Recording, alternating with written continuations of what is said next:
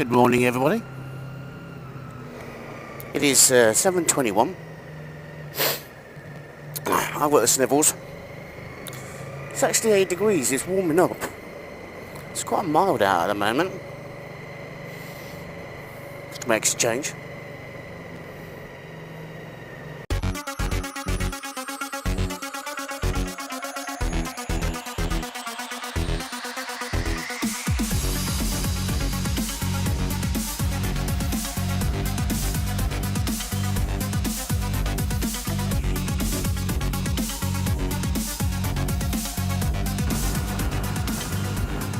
No, it's not quite in the right position. That's better. Now it's in the perfect position. So, I do love that word, so. Terrible. Absolutely terrible.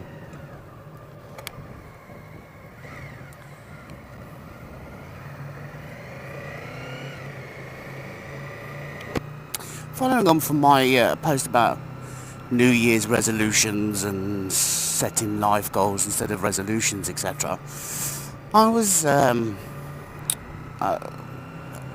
attending a webinar. I don't know if anybody's ever attended one of those the other night, and it got me thinking about success and failure. If I was to ask you to comment, to put in the comment section down below what you associate with failure, I'll be interested to see what you put. And likewise with success, what do you associate with success? And would you think that success and failure are opposites to each other? Are they the yin and the yang? Success is one side, failure is the other. Because I don't think people really truly understand the meaning of the word fail. And I blame schools for that, and education institutes. You see, because as much as I hated school, and I've got to admit I really did detest school, without it, my life would have been different. It would have been. But they have got a lot to learn when it comes to philosophies and principles in order to succeed in any environment, and in fact in the current environment itself as it stands.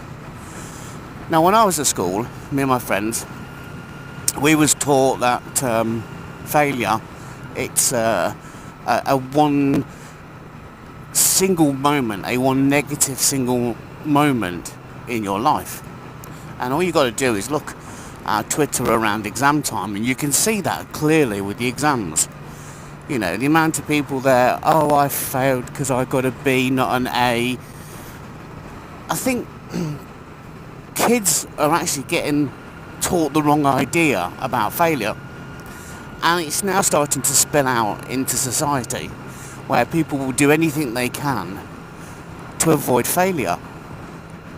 But the problem you've got there is that if you avoid failure, you'll never succeed.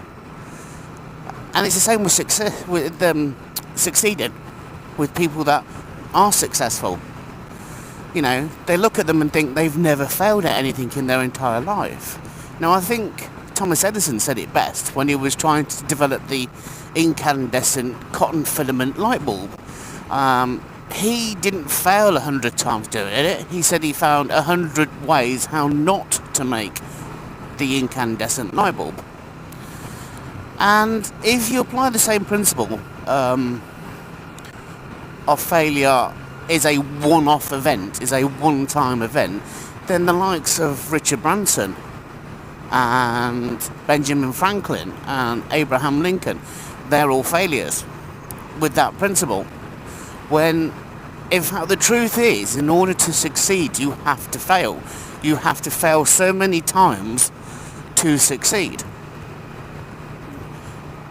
The only time you really truly fail is when you give up and stop doing anything because of negative pressure or because, you know, you have failed that one time. If you then completely give up, then that's it. You see, failure should never ever be looked upon as a single negative event to be ashamed of, to be ridiculed, to be mocked for. You know, if you fail, you try again, and you try again, and you try again. I hope you understand what I'm talking about here. Ooh, he says, nearly crashing into the back of a car. That just because you fail once doesn't mean you can't try again. And it's the same with exams. I know a lot of kids this year will be going to their GCSEs and they'll all be panicking. But if you don't reach the required mark, and that's the way I prefer to look at it, it's that you just don't reach the required mark. Even if you get a B, you've still passed. Even if you get a D, you're still passed. You know, what do you call a medical student that got the lowest marks in all his exams? Well, you still call him a doctor. You have no idea what his scores were, but you still call him a doctor.